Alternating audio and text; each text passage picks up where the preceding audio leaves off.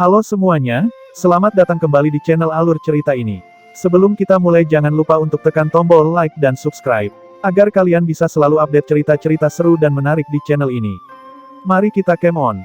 Bab 86, Interogasi. Setelah mengikuti kelas pagi, Su Chen menuju penginapannya dengan mengambil jalan teduh di sepanjang tepi danau. Saat dia berjalan, dia didekati oleh seorang pria paruh baya. Sosok pria itu cukup kurus, dia memiliki hidung bengkok yang cukup tajam, dan di bawahnya ada dua garis rambut wajah yang terpelihara rapi. Dia berdiri di depan Su Chen dan berkata dengan suara bariton, "Su Chen." "Itu aku, Anda?" Su Chen bertanya. "Nama saya Zhang Tingyu. Saya paman kedua Zhang Sengan. Anda pasti tahu namanya," kata pria dengan kumis yang dicukur rapi. Jadi mereka datang pada akhirnya. Ketika Su Chen melihat ke sekelilingnya, beberapa bayangan samar-samar terlihat. Su Chen dengan lembut tertawa dan menjawab, "Tentu saja, dia memiliki reputasi yang baik. Haruskah kita mencari tempat untuk berbicara?" Seolah terkejut dengan ketenangan Su Chen, Zhang Tingyu menatap Su Chen dalam-dalam sebelum berkata, "Baik." Mereka pergi ke kedai teh kecil di dekat danau yang sering dikunjungi Su Chen. Zhang Tingyu duduk di depan berhadapan, saat dia menatap Su Chen. "Zhang Sengan adalah anak yang berbakat, meskipun dia adalah keponakan saya selalu memperlakukannya seolah-olah dia adalah anak saya sendiri. Ketika saya mendengar berita itu, saya tidak berani mempercayai telinga saya. Aku tahu itu pasti bohong. Saya memahami kekuatan Zhang Sengan, mungkin Falling Eagle Mountain berbahaya, tapi hanya berbahaya bagi mereka yang tidak sekuat itu, bukan Zhang Sengan, raksasa tanah liat. Zhang Sengan mungkin bukan tandingannya, tapi setidaknya dia seharusnya bisa melarikan diri darinya jika dia mau." "Apakah begitu? Mungkin dia tidak ingin melarikan diri darinya saat itu." Su Chen mengangkat bahu. Ekspresi Zhang Tingyu menjadi gelap. "Kami sedang mendiskusikan kematian keponakan saya. Bukankah seharusnya Anda bersikap sedikit lebih serius? Kamu datang jauh-jauh ke sini hanya untuk melihatku merasa sedih." "Saya datang ke sini karena, menurut yang saya tahu, Anda dan keponakan saya tidak rukun satu sama lain sebelum dia meninggal." "Lihat," Su Chen merentangkan tangannya. "Kamu juga tahu itu. Itu sebabnya saya tidak sedih sama sekali tentang kepergiannya.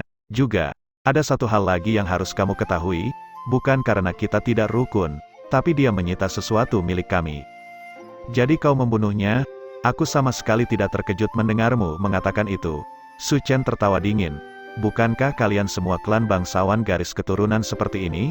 Jika Anda tidak dapat menemukan seseorang untuk diseret ke kubur bersama Anda tidak dapat mati dengan damai."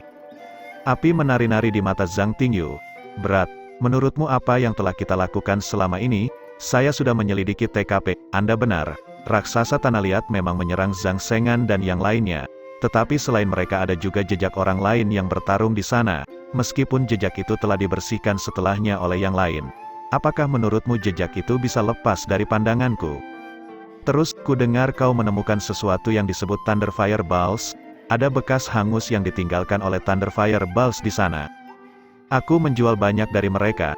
Aku juga mendengar bahwa kamu adalah seorang alkemis.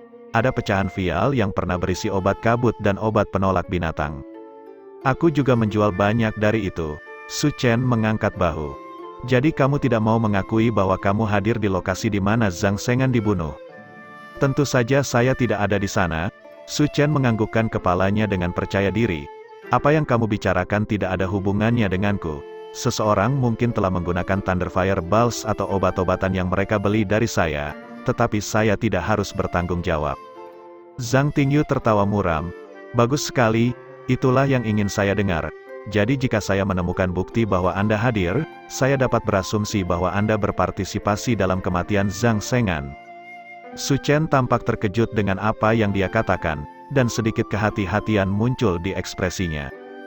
Dia menatap Zhang Tingyu sebelum dengan lembut menganggukkan kepalanya. Zhang Tingyu akhirnya berdiri. "Karena itu masalahnya, aku akan pergi dulu. Ingat apa yang Anda katakan, lain kali aku datang mencarimu, kamu harus berhati-hati." Zhang Tingyu tertawa muram saat dia pergi, meninggalkan Su Chen, yang memasang ekspresi baja di belakang. Dia belum berjalan jauh ketika Zhang Tingyu tiba-tiba berkata, "Xin Yuan." Seorang anak muda muncul di sebelah Zhang Tingyu, penatua kedua. Bagaimana itu? Su Chen tampak sangat tenang. Tetapi gerakannya menunjukkan sebaliknya. Saat dia berbicara denganmu, dia minum 3 cangkir teh berturut-turut, dan menyilangkan kakinya 5 kali. Dan tatapannya terus melesat. Selain itu, dahinya dipenuhi keringat, dia hampir pasti berbohong. Hampir pasti? Bukankah aku sudah memberitahumu untuk menggunakan origin skill pendeteksi kebohongan padanya? Saya menggunakannya, tetapi tidak efektif. Bagaimana kamu bisa gagal mengingat tingkat kekuatanmu itu? Bukan itu, tampaknya ada penghalang yang mengelilingi kesadarannya yang sulit ditembus. Itu bukan skill asal, tapi semacam objek pelengkap lainnya. Misalnya, dia bisa saja mengonsumsi obat penguat kesadaran sementara sebelumnya. Zhang Tingyu menyipitkan matanya dan berpikir sejenak sebelum dia berkata, obat tipe kesadaran semuanya mahal, masing-masing berharga setidaknya beberapa ribu batu asal, dan yang tingkat tinggi bisa berharga puluhan ribu batu asal. Bahkan jika dia seorang alkemis, tidak ada alasan baginya untuk meramu obat-obatan semacam itu tanpa alasan. Mungkinkah dia telah mengantisipasi kami dan mempersiapkan ini jauh sebelumnya? Sepertinya Su Chen ini benar-benar merencanakan sesuatu. Kemudian penatua kedua, kita tidak terburu-buru. Awasi dia dan jangan biarkan dia pergi. Kita tunggu dulu kabar dari yang lain. Lagi pula, ibu ketiga Guan tidak mudah dihadapi, dan kita akan segera mendengar kabar dari mereka. Meskipun ibu ketiga Guan disebut ibu ketiga, dia masih sangat muda dan bahkan belum berusia 26 tahun. Dia selalu berpakaian hitam, dan dia mengenakan bunga putih di kepalanya. Diduga, itu karena 3 suami sebelumnya sudah meninggal. Dia adalah Black Widow yang terkenal. Pada saat itu, Black Widow sedang duduk di depan Jinlinger, menggunakan kuku merahnya yang panjang untuk memegang dagu Jinlinger. Dia berbicara dengan nada menggoda dan berkata, wajah yang cantik, berdasarkan temperamen Sanying, dia pasti sangat menyukainya. Rupanya, seluruh tim Anda mati kecuali Anda. Itu terlalu tidak adil. Saya percaya bahwa Sanying, bahkan saat berada di 9 mata air, masih memikirkan dan merindukanmu. Jinlinger gemetar tak terkendali. Dia tahu bahwa kuku merah itu tidak dicat. Sebaliknya, mereka diwarnai dengan racun yang perlahan bisa merusak daging. Jika kulitnya tertusuk sedikit saja, racun pada kuku ibu ketiga Guan sudah cukup untuk membunuhnya 3 kali lipat. Ibu ketiga, aku. Ibu ketiga Guan meletakkan jari telunjuk kirinya di mulutnya dan dengan lembut membungkam Jinlinger. Jangan terburu-buru. Jika Anda mengatakan jawabannya terlalu dini, itu tidak akan menyenangkan lagi. Kenyataannya, bagaimana Sanying meninggal sama sekali tidak penting bagiku. Satu-satunya masalah adalah dia mati sendirian. Itu tidak baik. Seseorang harus pergi ke sana untuk menemaninya.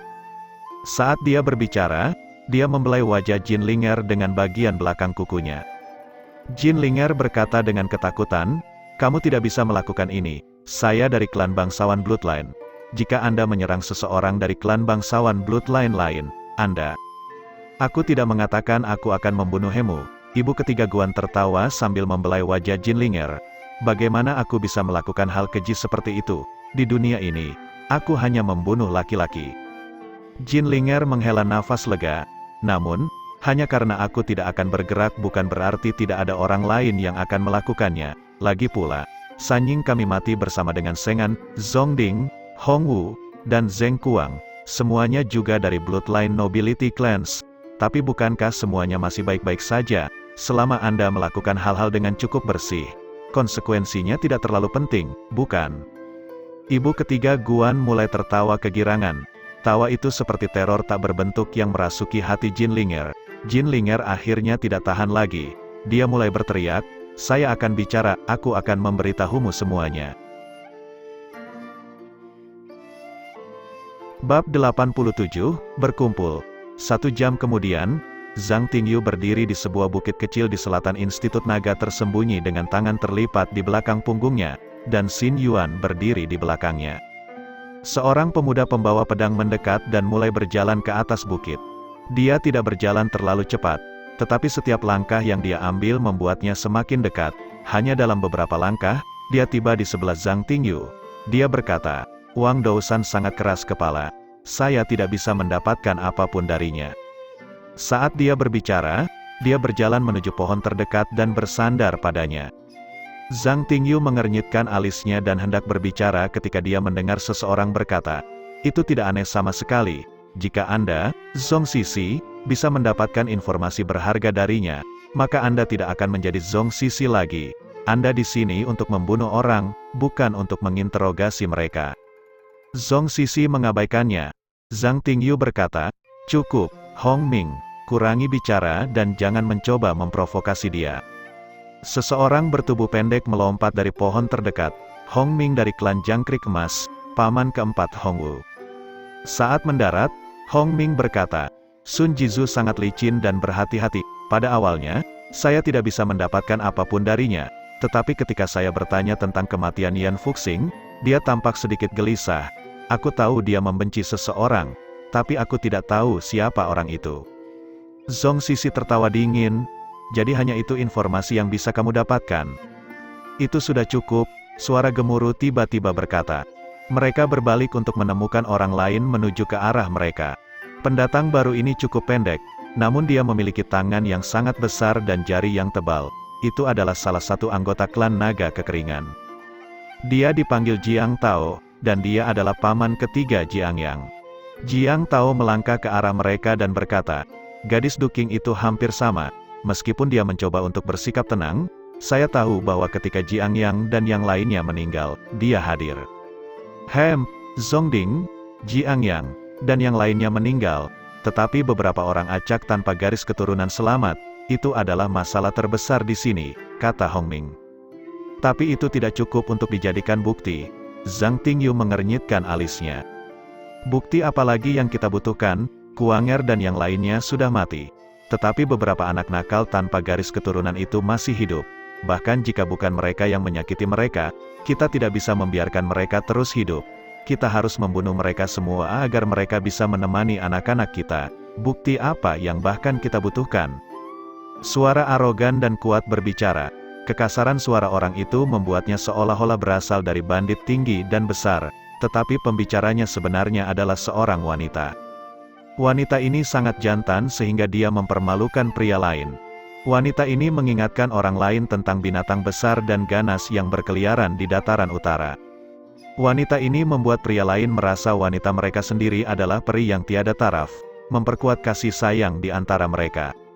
Seluruh bukit bergetar setiap kali wanita yang sedang merokok pipa itu menggerakkan kakinya yang seperti gajah. Ketika dia tiba di puncak bukit, semua orang merasa seolah-olah ada awan yang membayangi dahi mereka. Setelah kedatangannya, Zhang Tingyu tertawa. "Zheng Basan, Institut Naga Tersembunyi bukanlah garnisun badak hitam. Tidak semuanya harus dilakukan sesuai dengan aturan Gunung Sembilan Ujung. Jika Anda ingin membunuh seseorang, Anda perlu mencari tahu siapa yang harus dibunuh terlebih dahulu dan kemudian memberitahu Hidden Dragon Institute. Hanya setelah mendapatkan persetujuan mereka Anda dapat bergerak. Jika tidak, Anda hanya akan membawa bencana pada diri Anda sendiri. Tanpa bukti, kita tidak dapat meyakinkan Hidden Dragon Institute, dan kemudian tidak akan ada yang bisa kita lakukan. Omong-omong, bagaimana keadaanmu?" Zheng Basan mengembuskan pipanya beberapa kali sebelum dia mengeluarkan asap tebal yang mencekik dan berkata, "Saya tidak menemukan Cloud Leopard." Alis Zhang Tingyu melonjak. "Mengapa demikian? Apa dia bersembunyi darimu?" "Tidak, aku pergi makan. Saya baru selesai makan." Zhang Tingyu sangat marah hingga tubuhnya bergoyang. "Zheng Basan, bukankah aku sudah memberitahumu untuk mengurus bisnis sebelum makan?" "Aku tahu, tapi aku kebetulan bertemu dengan sebuah toko kecil. Mie daging sapi toko itu baunya terlalu enak, jadi saya kehilangan kendali dan makan 98 mangkuk. Awalnya, saya ingin membeli 100 penuh. Tetapi kemudian pemilik terkutuk itu mengatakan bahwa dia kehabisan stok. Saya pergi mencari Cloud Leopard. Tetapi kemudian saya menemukan bahwa sudah waktunya bagi kita untuk kembali bersama, jadi saya hanya bisa kembali dulu." Wanita itu, yang bahkan lebih tinggi dan lebih berotot dari tebing besi atau bahkan milik beruang sekalipun. Tapi jawabannya agak ngaco. Hong Ming tertawa sinis. "Aku tahu akan seperti itu hasilnya. Satu Zhong Sisi dan satu Zheng Basan, keduanya tidak dapat diandalkan." Zhong Sisi mengerutkan alisnya. "Setidaknya aku pergi. Kamu pada dasarnya tidak pergi. Apakah kamu ingin mati? Coba aku."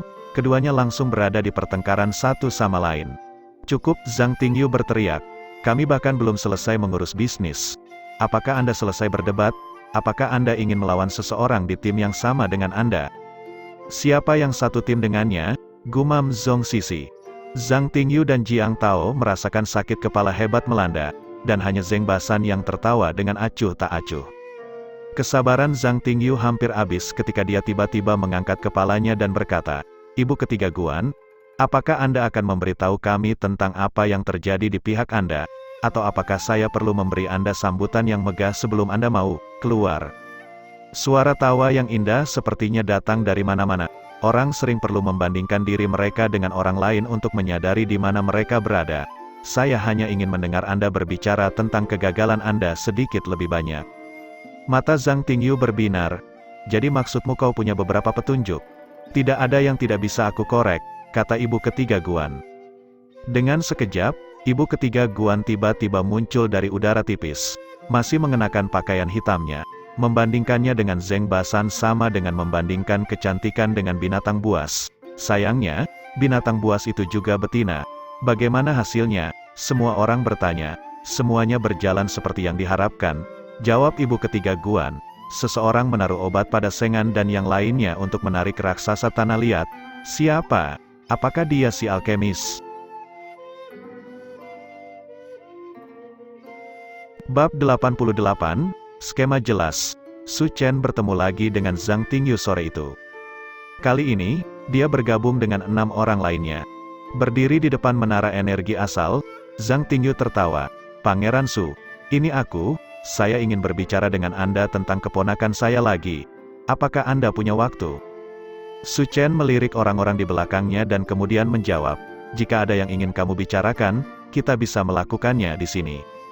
"Mengapa tidak mencari tempat lain untuk membicarakannya secara perlahan?" tanya Zhang Tingyu. Su Chen menggelengkan kepalanya. "Kita akan bicara di sini." Zhang Tingyu mengernyitkan alisnya, mencoba memikirkan cara untuk mengatakannya. Tetapi Zheng Basan dengan tidak sabar berkata, "Berat, apakah kamu takut sekarang? Apakah Anda pikir Anda aman hanya dengan mengandalkan menara energi asal instruktur Anda? Jika Anda berani melakukannya maka Anda harus bersedia bertanggung jawab. Instrukturmu tidak akan bisa melindungimu." Zhang Tingyu geram karena kata-kata Zheng Basan langsung membuka pembicaraan. Bahkan jika mereka tidak bisa bergerak di dalam Hidden Dragon Institute, dia masih ingin menemukan tempat yang lebih tenang sehingga dia bisa memberi sedikit lebih banyak tekanan pada Su Chen. Jika mereka mendiskusikannya di sini, maka Su Chen akan merasa memiliki semacam pendukung. Namun, karena kata-kata itu sudah diucapkan, tidak ada yang bisa dilakukan Zhang Tingyu. Ketika Su Chen mendengar suara Zheng Basan, dia mengangkat alisnya dan tertawa dingin. "Aku tidak tahu apa yang kamu bicarakan." "Apa yang sedang kita bicarakan? Berat, kamu sudah terekspos," Zheng Basan berteriak dengan marah. "Kami tahu kamu membunuh Zheng Kuang dan yang lainnya. Apakah Anda masih menyangkalnya? Ikutlah dengan kami sekarang dan kami akan membiarkan mayatmu tetap utuh." Su Chen mengabaikannya dan menoleh ke yang lain. "Bisakah seseorang memberitahu saya dengan lebih jelas apa yang sedang terjadi?" Sejujurnya, Zhang Ting mengagumi Su Chen karena tetap tenang bahkan dalam situasi seperti ini. Namun, dia masih berkata, "Su Chen, kamu menjadi marah karena Sengan menangkap kera adamantinmu. Jadi kamu menaruh beberapa obat Stone Soul padanya untuk menarik serangan raksasa tanah liat, kan?" "Mana buktinya?" Su Chen membalas. "Jin Linger adalah bukti kami," kata ibu ketiga Guan. Su Chen tertawa. "Apakah menurutmu aku akan memberitahu Jin Linger hal semacam ini?" "Tentu saja kamu tidak akan memberitahunya, tapi Jin Linger akan mengetahuinya." "Apakah Anda benar-benar berpikir bahwa dia tidak akan melakukan apa-apa mengingat peristiwa hebat seperti itu telah terjadi? Dia tahu bahwa klan kami akan terlibat, jadi dia telah mencari bukti sepanjang waktu." Ibu ketiga Guan mengeluarkan botol obat.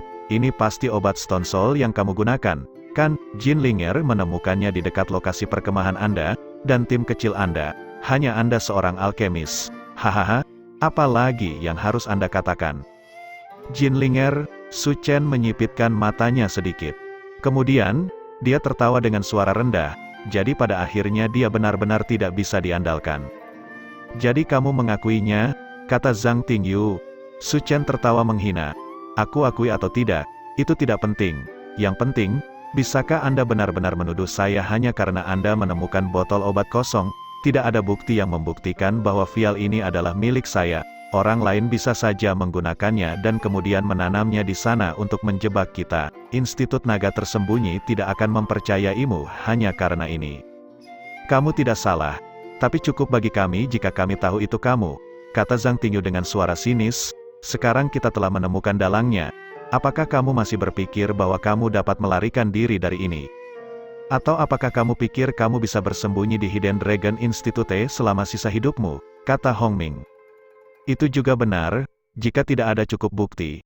Institut Naga Tersembunyi mungkin tidak dapat melakukan apapun padanya, tetapi 6 klan tidak akan mau melepaskannya. Situasi ini sangat berbeda dari konflik sebelumnya yang melibatkan Su Chen. Untuk membalas dendam mereka, 6 klan besar mungkin bersedia menunggu bahkan 100 tahun di depan Hidden Dragon Institute. Setelah mendengar kata-kata ini, bahkan Su Chen tidak bisa menahan nafas. Betapa sialnya, saya pikir saya telah melakukannya dengan sempurna, tapi sepertinya saya tidak bisa melakukannya pada akhirnya. Jika itu masalahnya, apakah tidak ada cara bagi saya untuk keluar dari sini sekarang? Apakah dia akhirnya akan mengakuinya? Semua orang mulai berteriak di dalam hati mereka. Zhang Tingyu berkata, Su Chen, jika kamu memilih untuk meninggalkan Institut Naga Tersembunyi bersama kami akan membuatnya cepat. Namun, jika Anda membuang terlalu banyak waktu kami, saya tidak bisa mengatakan seberapa banyak Anda akan menderita di masa depan. Jadi begitu, Su Chen memiringkan kepalanya dan berpikir sejenak. Lalu dia tiba-tiba berkata, aku tahu aku melakukan sesuatu yang salah. Bisakah saya mencoba membeli sendiri garis hidup? Membeli? Dengan apa Anda akan membelinya? Apakah menurut Anda memiliki lebih banyak uang daripada 6 klan bangsawan garis keturunan? Jiang Tao tertawa.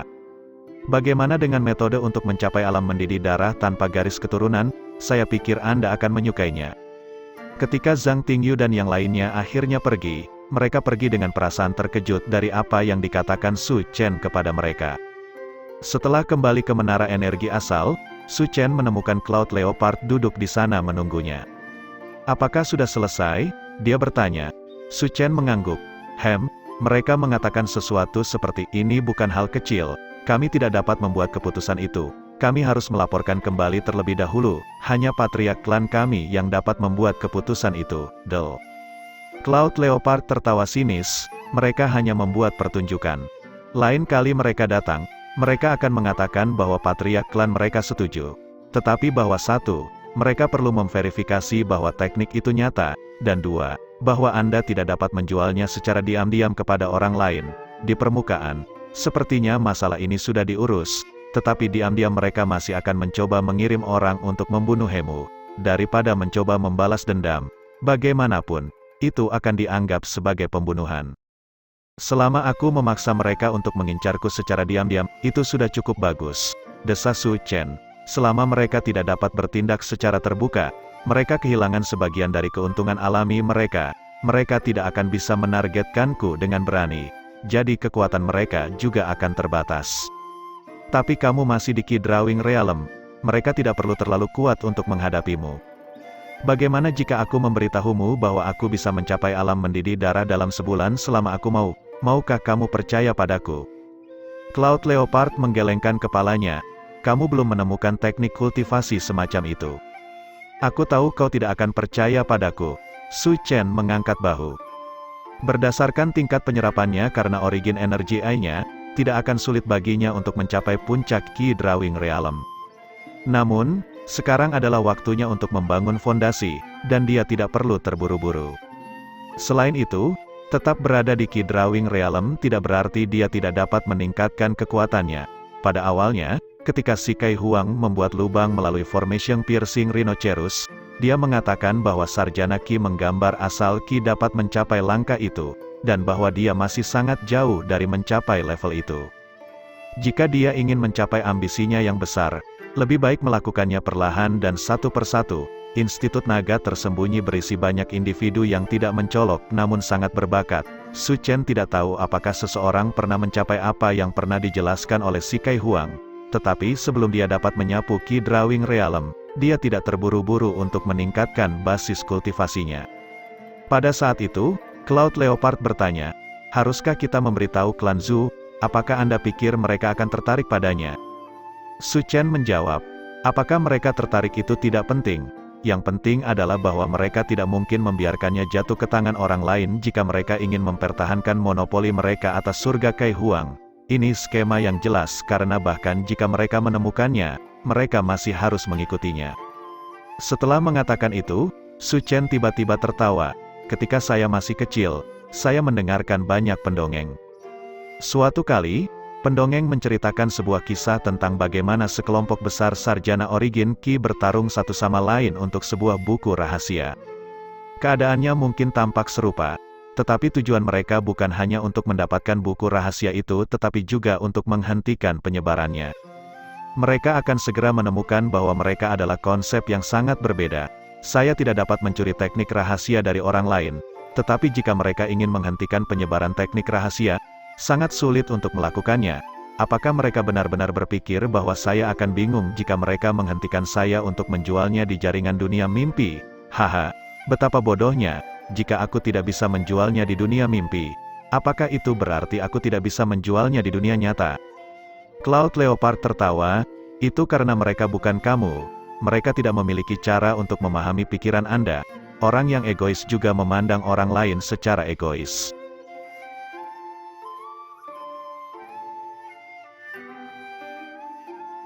Bab 89, Rencana. Ketika Zhang Tingyu dan yang lainnya kembali pada hari kedua, kabar positif yang dibawa dari klan mereka, tidak mengherankan jika para leluhur menyetujuinya. Selama Su Chen memberi mereka surga Kai Huang, mereka rela membiarkan masa lalu berlalu.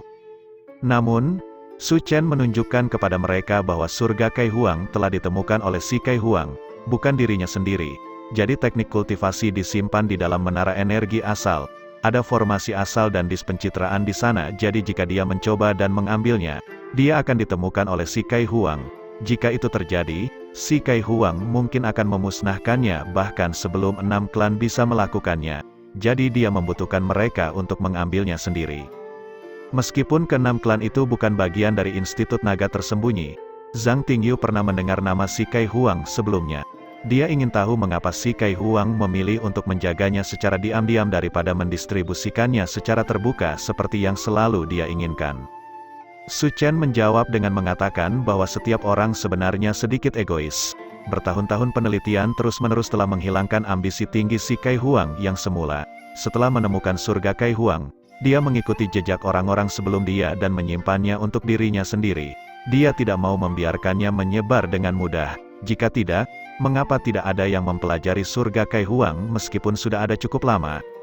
Seperti yang dikatakan Cloud Leopard, orang yang egois memandang orang lain dengan egois. Bagi Zhang Tingyu dan yang lainnya, perilaku seperti ini lebih bisa dipercaya. Lagi pula, tidak mementingkan diri sendiri adalah sesuatu yang bertentangan dengan sifat manusia.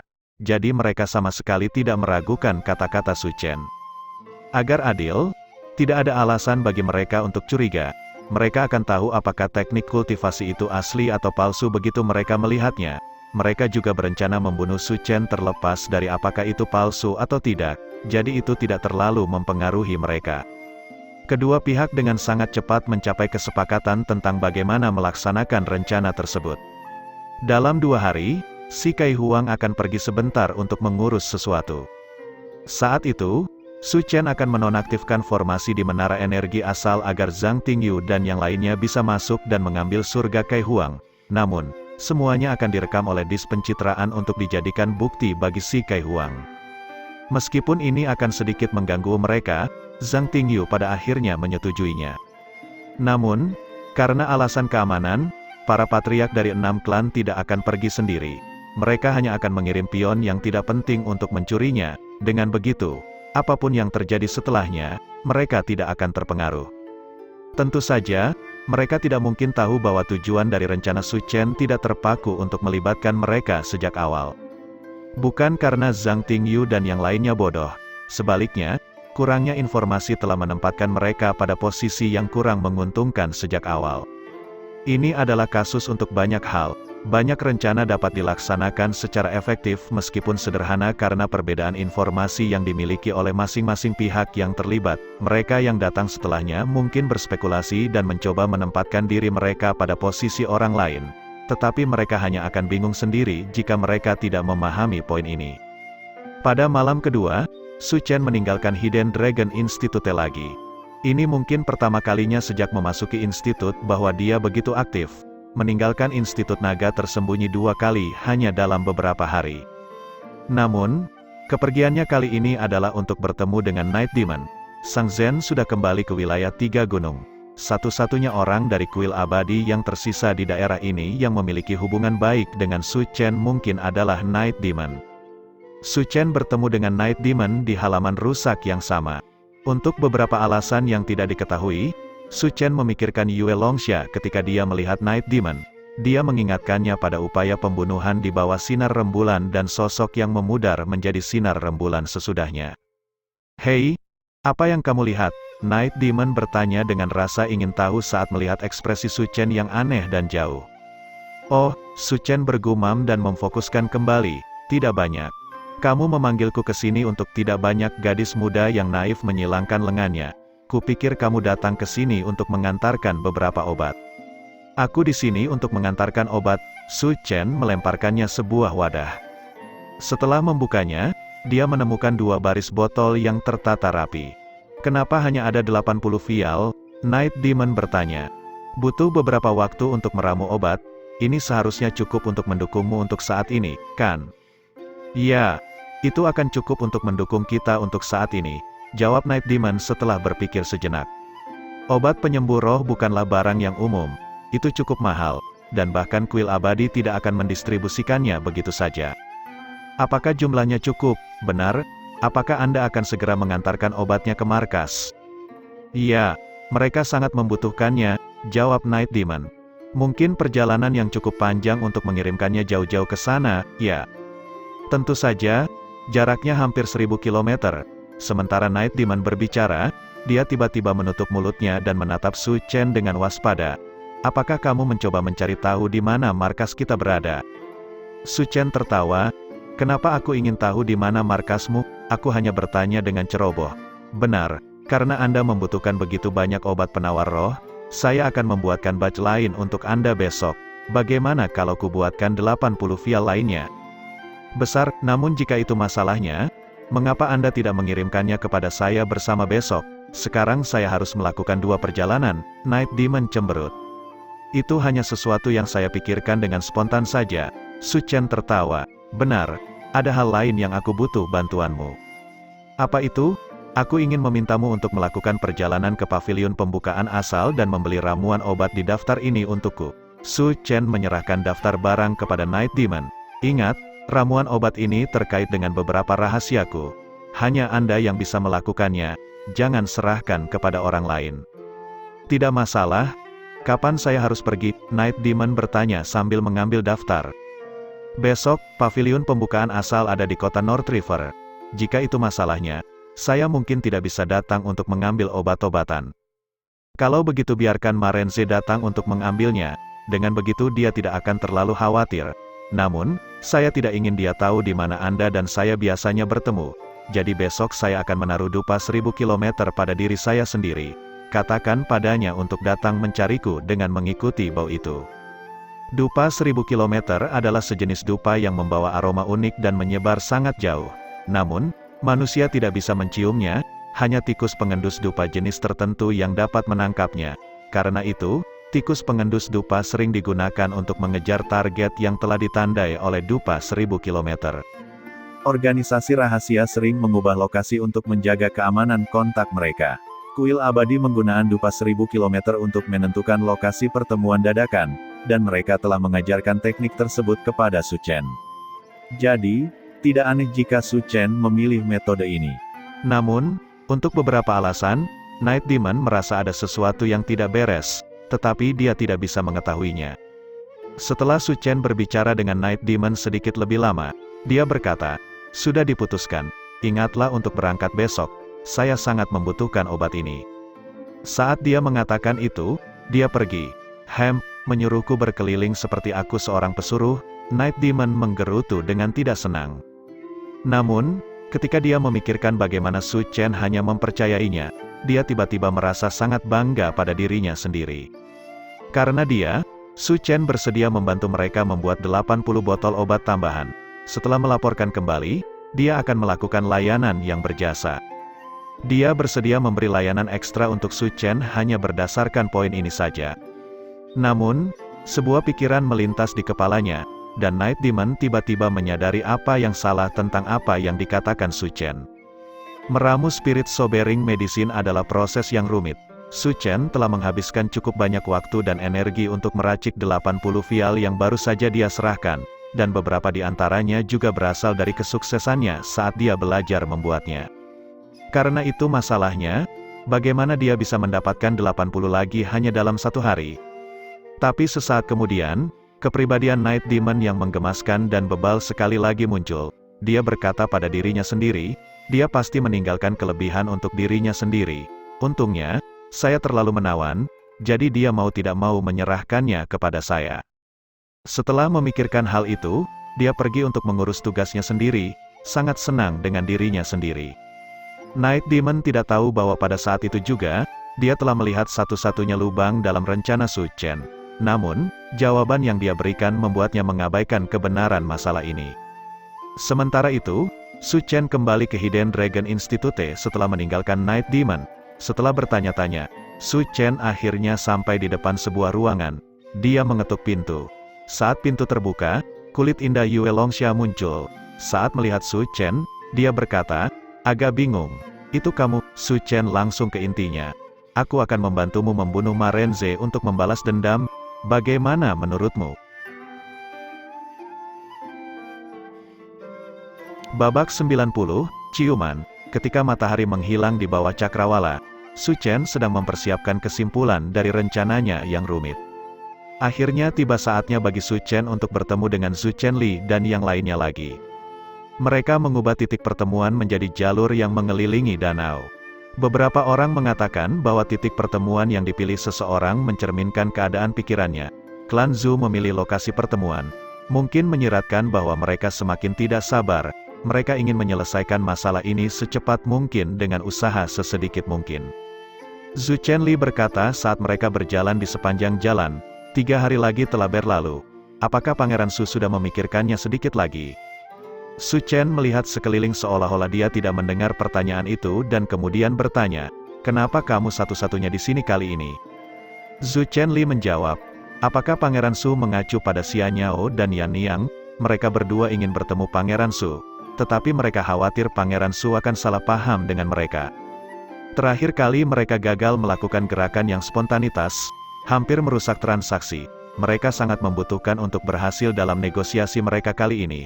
Jadi mereka tidak mengizinkan Zhu Xianyao muncul untuk menghindari memprovokasi Su Chen.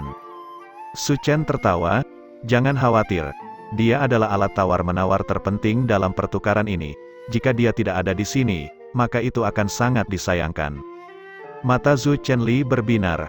Pangeran Su berarti. Zhu Xianyao adalah wanita yang cukup baik. Saya akan membawanya.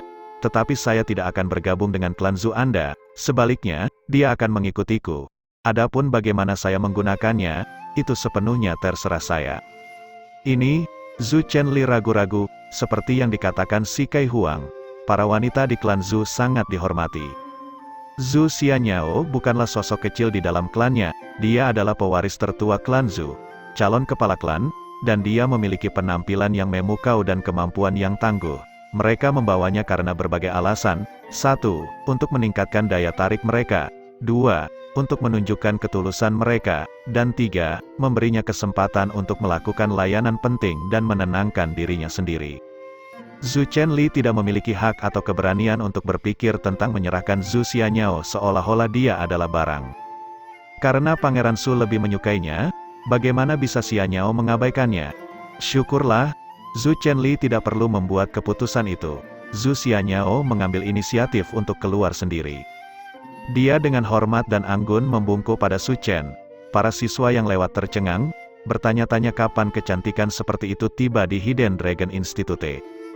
Bukan hanya itu, tapi si cantik mengambil inisiatif untuk berjalan di belakang Su Chen dan mulai memijat bahunya.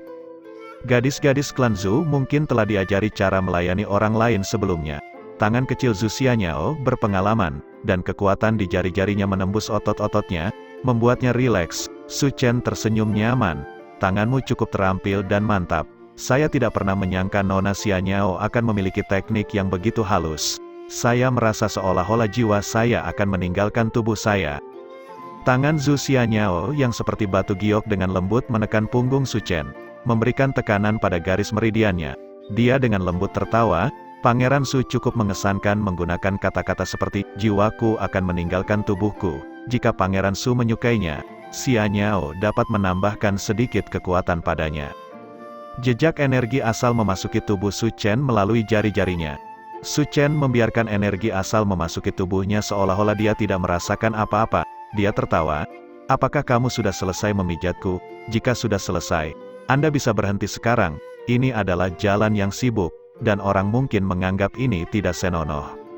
Zhu Xianyao tertawa, suaranya bergetar.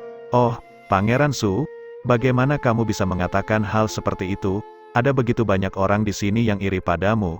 Lihatlah ekspresi cemburu dan iri hati mereka. Bukankah semua pria menyukai penampilan seperti ini? Dia tidak salah, ada beberapa siswa yang lewat, dan semuanya benar-benar terpana. Mereka berhenti untuk menatap Su Chen saat mereka berdiskusi di antara mereka sendiri. Siapa itu? Dan mengapa dia begitu dekat dengan kecantikan seperti itu? Bukankah itu Su Chen? Dia adalah sampah terkenal dari Hidden Dragon Institute. Beberapa dari mereka mengenali Su Chen. Itu dia, bagaimana surga bisa begitu tidak adil? Bahkan sepotong sampah seperti dia memiliki wanita cantik sebagai pasangannya. Dan dia bahkan memijat bahunya di depan umum, melakukan hal yang tidak pantas seperti ini di siang bolong. Betapa tidak berbudaya, beberapa siswa yang lebih tradisional tidak dapat melanjutkan menonton. Wah, itu agak berlebihan. Bukankah dia hanya memijat bahunya? Bagaimana mereka bisa dianggap tidak beradab? Jika dia ingin dipijat, mereka harus pulang dan melakukannya di kamar. Mengapa melakukannya di sini selain untuk memprovokasi kita yang masih lajang? Saya tidak tahan dengan mereka yang memamerkan dan menunjukkan cinta mereka satu sama lain. Itu benar, sebagian besar siswa cemburu. Yang bisa dilakukan Su Chen hanyalah menggelengkan kepalanya. Saya belum mencapai titik di mana saya harus bergantung pada seorang wanita untuk meningkatkan status saya. Tapi bagi kebanyakan pria, bukankah wanita hanya digunakan untuk menunjukkan statusnya? Zhu Xianyao bersandar ke telinga Su Chen dan berbisik. Keharuman bunganya bertahan di udara. Jantung Su Chen melonjak hebat dari godaannya sebelum dia tenang. Nona Zhu, jika kamu terus bersikap seperti ini, aku tidak akan bisa mengendalikan diriku. Apakah Anda ingin saya menimbulkan kecemburuan semua siswa di sini? Jika Anda mau, saya tidak menahan untuk berhati-hati. Zhu Xianyao mengangkat alis. Apakah begitu? Apakah kamu berani? Su Chen merasakan jejak adrenalin muncul di hatinya. Kamu akan tahu apakah aku berani atau tidak begitu kamu mencobanya. Dia tiba-tiba berbalik dan memeluk Zhu Xianyao, membungkuk untuk menciumnya. Dia bergerak dengan cepat dan tiba-tiba membuat Zhu Xianyao lengah, pikirannya kosong. Dia tertegun, benar-benar terkejut dan benar-benar terpana. Bahkan, semua orang di sekitar mereka juga tertegun. Siapa yang mencium seseorang bahkan tanpa berbicara dengan mereka terlebih dahulu? Meskipun orang-orang di benua primordial pada umumnya berpikiran terbuka, tidak banyak orang yang berciuman di depan umum. Mereka tidak berciuman lama, tapi itu sudah lebih dari cukup untuk meninggalkan kesan mendalam bagi yang lain. Zhu Xianyao akhirnya pulih dari pusingnya dan mendorong Su Chen ke samping. Anda. Dia tidak menyangka Su Chen akan benar-benar berani menindaklanjutinya. Mereka awalnya hanya bermain game, tapi tiba-tiba menjadi nyata. Zhu Xianyao dalam kekacauan. Su Chen tersenyum. Aku memperingatkanmu, tetapi kamu tidak mau mendengarkan. Zhu Xianyao merasakan amarahnya meningkat, tetapi kemudian dia mendengar suara sorakan pecah di sekitar mereka. Dia berbalik untuk menemukan sekelompok besar siswa mengelilingi mereka. Banyak dari mereka berteriak, satu lagi, yang lainnya. Satu lagi pantatku, matilah. Zhu Xianyao hampir mengutuk dengan keras. Dia berbalik untuk melihat Su Chen dan berkata, kamu menang, kami sudah cukup bermain-main, sudah waktunya untuk turun ke bisnis. Baiklah, Su Chen tertawa, tapi tempat ini tidak lagi nyaman. Ayo pergi ke menara energi asal, dan kita bisa mendiskusikan berbagai hal sambil jalan. Bagus. Su Chen berbalik, merasa sedikit senang dengan dirinya sendiri. Saat mereka hendak pergi, dia tiba-tiba membeku di tempat. Sepasang mata balas menatapnya dari dalam kerumunan. Itu adalah Gu Qingluo.